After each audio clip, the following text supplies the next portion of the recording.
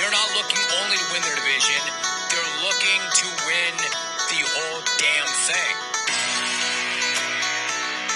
They're not taking baby steps. They're taking giant steps.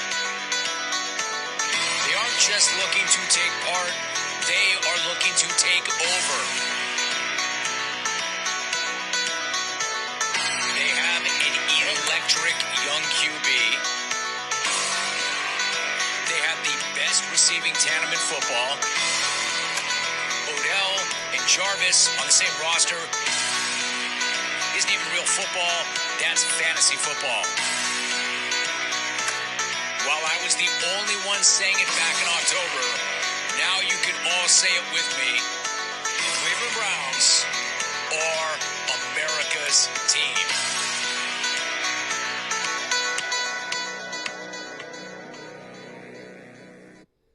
What? Are you kidding me? Listen, if that's the first time you've heard that, I'm sorry to hear that. It's about the 45th time I've heard it, and I'm still ready to go outside and bench press my pickup in my driveway. Listen, I know I started the last podcast out doing nothing but Browns, but I went to training camp this weekend, as I'm sure y'all saw, and also you saw I had some people lucky enough to win some tickets and go to training camp. And if you want to talk about getting juiced up and getting ready, when you're sitting 10 feet away from Baker Mayfield, Odell Beckham, Jarvis Landry, Myles Garrett, Denzel Ward, the list goes on and on, you can't help but be jacked about the Browns. Are you kidding me? That video right there, that's Odell Beckham's video. That's my man Jim Rome, who I've only been listening to for 20 plus years, just pumping up the Browns. So from his lips to your ears, wasn't me taking it. I didn't tell him to say it. I didn't say it was America's team. He said it, they're America's team. I'm not worried about that. All I'm saying is that the hype is justified. And getting back to what I said, I know I brought this up last podcast, but I did some thinking about it. I did a lot of thinking after being at training camp and watching what was happening, and just kept thinking, as I said before, people are just so mad when I talk about the Browns are going to be good or just being excited about them. Whatever it is, you haven't won nothing yet. Give me a break. You've sucked for 20 years. Again, to rehash what we already went over. But I put two and two together. I figured it out, everybody. Great news. I figured it out. It takes me back to when LeBron came back to the Cavs. He decided to come back. All of a sudden, I experienced something I'd never experienced before. And it was other people hating the teams I liked. I've been a Cleveland fan my whole life. Indians, Cavs, Browns, right? Well, let's face it. Other than when I was a little lad way back in the day, the Browns have basically been terrible. Nobody hates the Browns. If anything, they feel bad for you. They give you the backhanded compliments. Oh, I hope you guys are good this year. I'd like the rivalry to be back because I like Pittsburgh. Yeah, all that sort of stuff.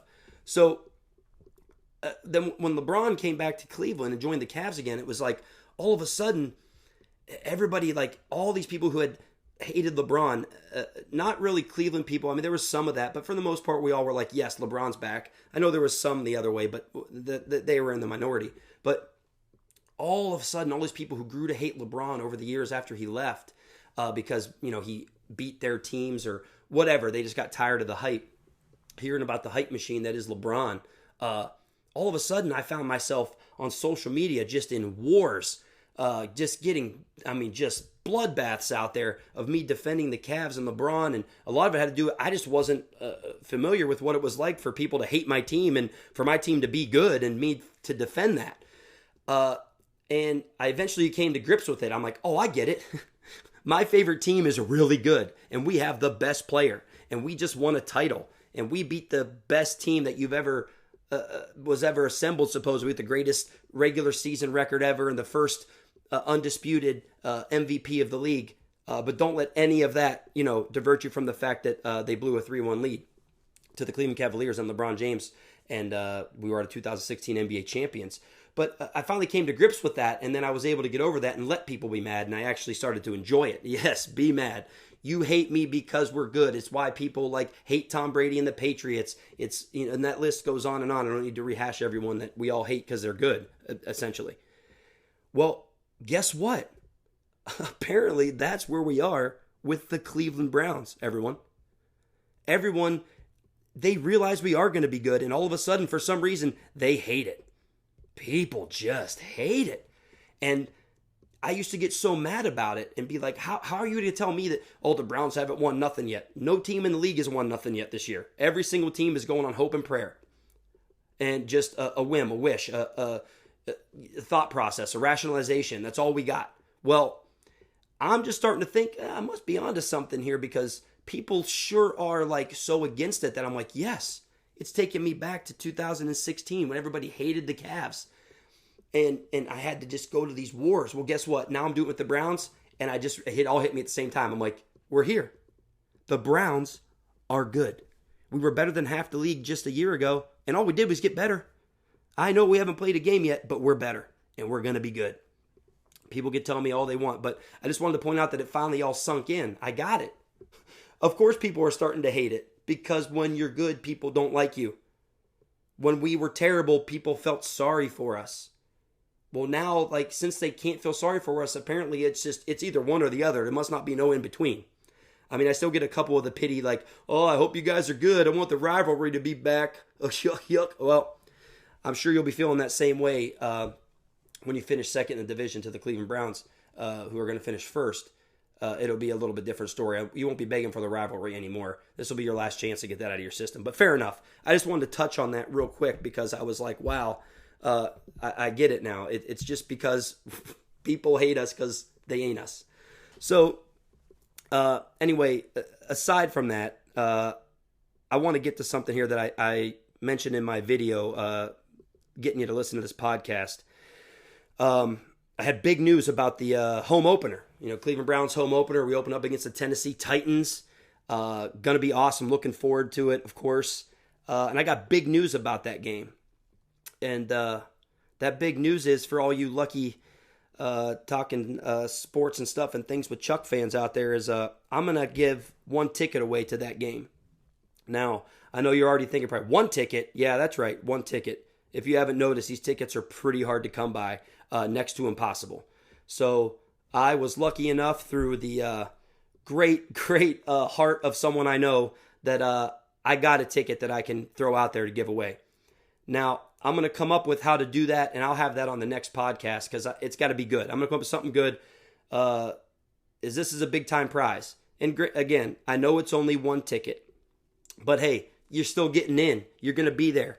The Browns are finally going to win a home opener, right? I don't want to get into how long it's been. You can go ahead and Google that if you want. But, you still get to hang out with whoever you want to hang out with before the game. Me, of course, if you want. I'll be tailgating. I'll be in line by about 3 a.m. Feel free to meet up with me and party at our tailgate. It's a pretty big one. It's a fun one. If you've never been to it, you can all obviously join us. So, again, next podcast, I will come up with how you're going to be able to win that. But pretty big deal, man. You'll enjoy yourself, and you'll be sitting next to some really cool people in your own right anyway. Probably meet them before the game, before you head in. But again, ticket to the home opener, big one out there. So give me some feedback on that. Tell me how you think I should give it away. Give me some ideas for a contest. I got a couple good ones, but let's see what you guys think. And give me some feedback on if you think the Browns and Cavs kind of thing I mentioned with LeBron and the Cavs and the Browns and Baker and Odell and what have you. See, what do you think? Does that line up? I mean, I got some pretty good feedback from my first one, so I'll throw it out there again. You can go to my website, chucktalksalot.com. chucktalksalot.com. Go ahead and there's a place on there you can give some comments. They'll be sent right to me. Also, links on there for you to check out the podcast and what have you. Also, shoot me an email if you want. chucktalksalot@gmail.com. Pretty easy to remember all these things. Just remember that Chuck talks a lot, which you obviously already know. So, again, come in next podcast, giving away that ticket. Wanted to get that out there now so you can just start thinking about it, salivating about it a little bit, and give you just that little nugget to come back next time. You know what I'm saying? So anyway, I know I don't want to just talk about the Browns. Last time I brought up some stuff about the Indians, and I got a lot of feedback about that. But first and foremost, when it comes to the Indians, first of all, we're 2 games back, baby. 2 games back. Had it down to 1, had a little slip up. It happens. That's why baseball's a million games. Anyway, 2 games back, and a big reason to that is my man Jose Ramirez is back. I won't bore you with numbers. I don't want to do that on this podcast here. Those are things you can look up on your own if you want. But over the last 2 months, Jose Ramirez absolutely killing it. Back to the guy we knew he was, the guy who was an MVP candidate a year ago. Back to being clutch, big-time clutch hits, home runs, just playing like we knew he could. Obviously, the guy was pressing. I don't know if it was just he was so worried about launch angle on home run that just therefore took away everything. He obviously started hitting the ball without thinking about the home run, and now the home runs are coming. But you can tell he's hitting the ball because the guy's hitting doubles. He's hitting base hits. He's getting the hits when the guys are on base. If there's a guy on third, he's getting the sac fly. He's doing the things that are expected out of him, and it's just turned into him becoming back to the monster that we know he is. It's just fantastic to see, and that's just a huge reason why the Indians are where they are, along with Tyler Naquin, who doesn't get a lot of credit. That guy really solidifies the bottom half of our lineup. That guy hitting ninth is just huge. Huge. Tyler Baquin, as some of us call him, a good friend out there. That goes out to you, Jacob. So, anyway, with that being said, we talked a lot about Trevor Bauer on the last one, about trade him, and I said, hey, look, people keep saying trade him, get me a bat, blah, blah, blah. So Brandon reached out to me and said, hey, he really thought it made sense if we were to trade Trevor Bauer to the Yankees for Clint Frazier, which I did mention. That's kind of the most popular name going around. And the more and more I thought about it, I think I would do that trade. I want Trevor Bauer to be here, but I guess it would be if I'm in the front office and I'm having a conversation with Trevor Bauer, it's like, hey, look, are you going to be here or not? Let's just get this out of the way. We can have a man-to-man conversation. If you want to stay with the Indians long-term and we can work this out, then I'd rather keep him and sign him. But if it's, no, look, I'm going into free agency next year, or we're going to arbitration, you're going to owe me $22 million, end of story, that's all I can do, then I think you got to do him. If you could get Trevor Bauer and get you Clint Frazier back, hey, then the Indians went full circle with Clint Frazier. I mean, we gave him up to get Andrew Miller. Andrew Miller served us very well while he was here. And then we get to just go ahead and give you a pitcher that's going to leave us anyway. And in return, we get this guy back who, we took with the 5th overall pick a few years back. I mean, it's kind of a no-brainer at that point. But I think the conversation has to be had with Trevor Bauer. So I'm not just going to say, yeah, I'd do the trade. If Trevor Bauer's willing to stay here, I'd rather have Trevor Bauer. I think he's that good of a pitcher. And speaking of Trevor Bauer, real quick, for those who didn't see it, I don't know if you saw the incident that happened yesterday where he obviously was riding the struggle bus there, and I think it was the 5th inning, kind of fell off the rails there, got away from him, and Tito Francona comes out of the dugout to take him out of the game, and the guy turns and he fires a baseball from the pitcher's mound over the center field wall. Now, I've never seen anything like that, as I don't believe anybody has. Kind of incredible. First of all, the feet to be able to throw it that far, pretty impressive. I mean, I think it's like 320 feet, somebody said. I didn't research that, but it had to go at least 320 feet from where he was standing to make it over the wall where it went over, something like that. Either way, let alone the fact that it's a crazy throw, but just I've never seen someone lose it like that, a pitcher anyway.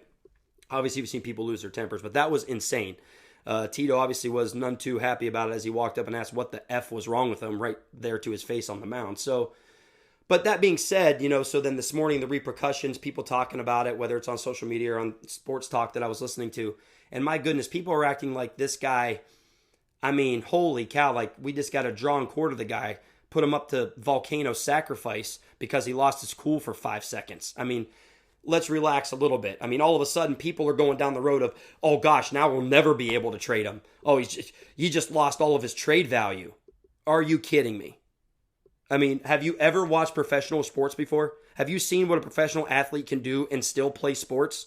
I mean, I hate to get ugly about it, but there's guys pitching right now who just not long ago got into some pretty ugly domestic violence issues. I mean, when you start talking about a man beating up a woman or their wife or whatever it is, and they're still playing sports, I'm pretty sure if a guy rifles a baseball over the center field wall, yeah, I think he's probably still tradable. I'm pretty sure someone still put him in their starting rotation if he's going to win them 15 games. I mean, give me a break with, it's like people already have detached themselves from Trevor Bauer. So since all the trade talk has come about him, so in their mind, he's already gone, any little slip up, it's, oh, yeah, see, he's just this or that. Where if we still had him for 4 more years and he was our ace pitcher, it'd be like, oh, it's not a big deal. It's funny how these perspectives change on players, whether they play for your team or not. I always find that quite interesting. Like if there's a recruit coming out of high school and he's on Ohio State's radar and he's the number one running back and he decides to go to school X, Y, or Z, all of a sudden, you weren't that good anyway. You read it all over social media. It's kind of funny. Whether you're a fan of someone or they play for your team has absolutely zero effect on how good they are. Just remember that. Doesn't mean you have to like them, but it doesn't change how good they are. That's really a tough thing, I think, for fans and their fandom out there. But just something to keep in mind when it comes to that, that guy lost his temper for a couple seconds. Relax. It'll be fine. And in relation to that, something I kind of want to just transition into here when it comes to tempers and attitude on the playing field. There was another bat flip. That's probably a week ago. And everybody was up in arms about it. So, we all know about the unwritten rules, as I use my air quotes, of baseball, which I think are an absolute joke. Unwritten rules of this or that. All of a sudden baseball is like this ultimate gentleman's game, which I don't quite understand. You got a bunch of guys out there grabbing their junk, spitting all over the place. Nothing really gentlemanly about it. But either way, and that's kind of irrelevant. But what I'm getting at is, I don't like the people get so upset over people showing emotion in sport. So if I'm up to bat, especially if it's a big spot, but let's not even put it at that. Let's say it's just an at bat. I smack a home run off you, and I guess whether it's a big moment or not, I'll let you put that in whatever context you'd like, and maybe give me some feedback on it and let me know. But I hit a home run, and all of a sudden there's 20 rules I have to follow after I hit a home run. I have to, put my bat down a certain way. I can't stare at it too long. I have to run the bases at a certain speed because if it's too slow or you're upset, it's too fast. All of a sudden I'm showing everybody up, and pitchers are mad. Then they're going to throw a baseball at me the next time I'm up because I hit a home run off of you. I did a better job than you, which was a good job out of me, but yet. Then you want to hit me with the baseball because maybe I was too excited. I showed too much emotion. Of course, I'll go back a few years back when Batista did it in the playoffs. The guy hits a grand slam home run at home. The entire stadium about explodes into pieces from the energy it put off. The guy throws his bat towards his dugout, and he's the worst person on the planet. They wanted to suspend a guy for throwing his bat. It's out of control to me. And here's what I'm getting at. Here's what I'd like to point out. My wife got me into watching college softball many, many years ago when we first got together. And I've now since fallen in love with watching college softball. Women's college softball is one of my favorite things to watch. When that World Series comes around, we're glued to the TV. We don't miss a game. It's great. Matter of fact, we're going to be visiting that here before too long. One of our goals is to get out there to Oklahoma and watch that. But anyway, if you watch any girls' college softball, now remember, we're talking about teenage girls here. Anytime something happens, say a girl hits a home run, and whether it's in a big spot or not, when a girl hits a home run, the entire team runs out of the dugout. They surround home plate. She comes in, they all go bananas. Sometimes they do a choreographed thing, or sometimes they're just jumping up and down. They do this, they do that. They're screaming, yelling. She's going crazy as she's rounding the bases. All this mess. And guess what the other team does, and guess what the pitcher does? Nothing. They just go on to the next batter and the next pitch. Amazing. They just handle the emotion and move on to the next one. They don't start a fight. They don't throw the next softball at her head. It's incredible. So my point being, as I started thinking about this and wrapping it all around my head, I'm like, so a bunch of 25, 30-year-old, 30-plus-year-old millionaire men have a harder time dealing with this than teenage women. And I'm not trying to knock teenage women here or anything, but they're young, they're teenagers. Their emotions are crazy, right? We've all been there. I think it's incredible that they're coached so incredibly well and they're so well composed that they understand the concept of, they just did something amazing. They're going to celebrate for 30 seconds and then we're going to move on. And hopefully I get the next batter out. And when we come up the bat, we're going to put one right back on them. That's the way to look at it. It's emotion. It's sports. It's exciting. My goodness, you want to see emotions when sports are being played, either come watch a sporting event with me or let's play something competitive against each other. I don't care what it is. Cornhole, checkers, whatever you want to play. Tiddlywinks, I don't even know what that is, but everybody always uses it as an example. I don't even know what tiddlywinks are. I'll learn and I'll play you at it. And it'll be amazing and intense and I'm going to give you everything I got. Okay? So, again, I'm just so over everybody crying about emotion, I mean, when they try to do away with the celebrating in the end zone with the NFL before, give me a break. They'd be throwing 3 flags on me to stop dancing. I scored a touchdown on you. I mean, goodness. So, anyway, just grown men acting like little kids, and it just kind of gets to me sometimes and bothers me. Anyway, and okay, boom. Speaking of little kids, this reminds me. A friend of mine was telling me he's got an 11-month-old kid, right? So he's telling me how his 11-month-old apparently got in trouble for biting another child at daycare. Now, I don't have kids, but, I like these stories. Anyway, so his 11-year-old bit another child at daycare. I don't know how I deal with that because, again, I don't have kids. I don't know, but it seems to me like, I don't know, they're 11 months old. They probably do a lot of stupid stuff, right? I can only imagine. I'm guessing here. But here's where it gets out of hand. So what he informed me of was apparently if a child bites another child, this school is supposed to report that to the state because the state views that as a form of bullying. Yeah. I'm sorry I got quiet for a minute because it sounded weird coming out of my mouth. So an 11-month-old bit someone, it's a form of bullying. An 11-month-old was bullying another kid. I was flabbergasted. I was saying, I thought he was kidding. He's like, no, I'm dead serious. They sat them down and talked to him about it. So we started talking about it, and I said, now wait a second. So all of a sudden, talk about going to the extreme. So one little thing leads to that. And so I was trying to put it into some kind of perspective. I'm like, so if an 11-month-old biting another kid makes him a bully, then my goodness, where does it stop? So I started thinking, well, you know what? This new house that we bought here when we moved back to Cleveland a year ago, it wasn't new, so it needed some work. I did some painting. One of the first things was our bedroom. I want to make it look nice. Got some paint. I painted our bedroom. I had a brush. I had some paint, and I put it up there on my canvas, the wall. So I'm thinking that makes me Pablo Picasso, right? I mean, that's where we're at. I mean, one little kid does something else, instantly they're a giant bully. Well, if I put some paint on something, pow, Picasso, Michelangelo. Yeah, I tell you, you take the pick. You let me know which one I am. But apparently that's where we're at. Such extremes for everything. If an 11-month-old is deemed a bully, then I don't know. I don't even know where we start or end at this point. But I had to throw that out there. So please, people out there, especially with kids, give me feedback on that. Like, if your child was the one who got bit by the other child, would you think that kid's a bully? Or is that kid being an 11-month-old kid, meaning they have no idea what they're doing? Obviously, now you hope to teach them if you can, and you don't want it to continue to happen, but are they a bully? I don't think so, but please, I'll say it again, even though I've said it before. Just hit me up at chucktalksalot@gmail.com or go to chucktalksalot.com and put your remarks there. But please, I'd like some feedback on that because I'd love to talk more about it. Here's an example of some feedback. I did get plenty of emails and messages, and I'm going to spread those out. I didn't want to get into every one of them here today.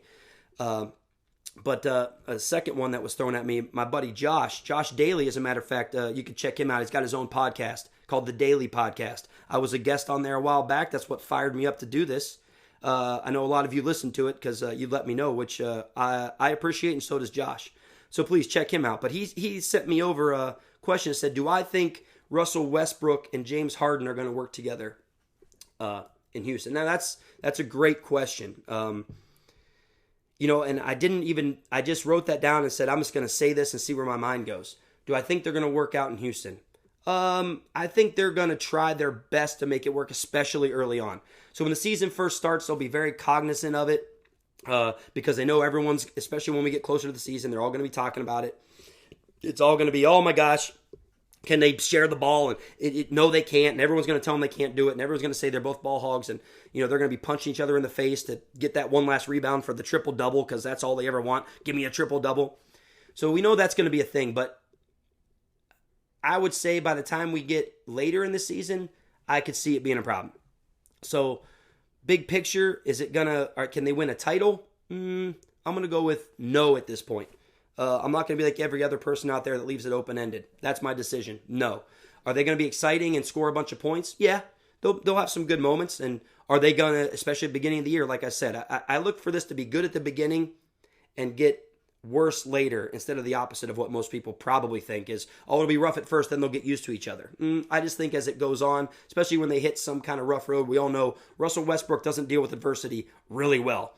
So I think as it goes on and maybe they aren't winning all the games they think they should win, or just when the pressure's on, or they start getting in the real close clutch games, it's going to be who takes the shot. And I don't know. I know a lot of people can deal with it. Those guys both got major egos, especially Russell Westbrook. But maybe they'll prove me wrong. We'll see. Only time will tell. But to answer your question, Josh, I say no. I don't think it's going to work. I think they'll have moments. I think there'll be a lot of good stuff. But in the grand scheme of things, I don't think so. Just too ball dominant. Absolutely too ball dominant. They both are. Unless James Harden, because Russell Westbrook is not going to relinquish anything. So unless Harden's willing to play off the ball and look for shots that way, I can't see that. But I don't know, because I really think this whole reason they got out of Oklahoma City to begin with, right? I mean, he was the third fiddle there back in the day when they were loaded with him and Durant and Westbrook. So we'll see. Time will tell, but I'm going to go ahead and throw my hat in the ring and say no, I don't think it's going to work. But we still got some time until we get to the season. Speaking of the, I know I haven't talked a lot about the Cavs.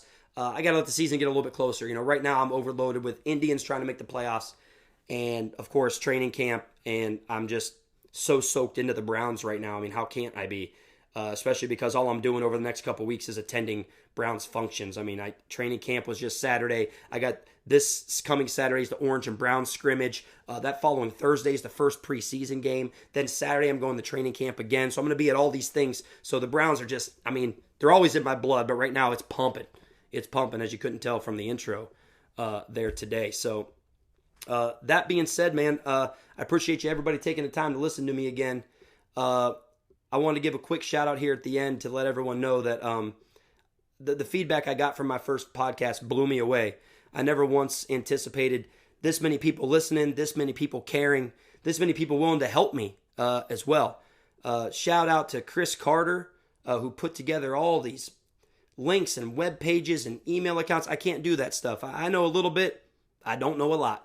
My man has taken great care of me, and I just can't believe it, along with many, many others that have just given me their feedback, taken the time to let me know they enjoy it, and let me know they're going to continue to listen. So that's all I ask. Give me a chance. Hopefully this one was a little better than the last one.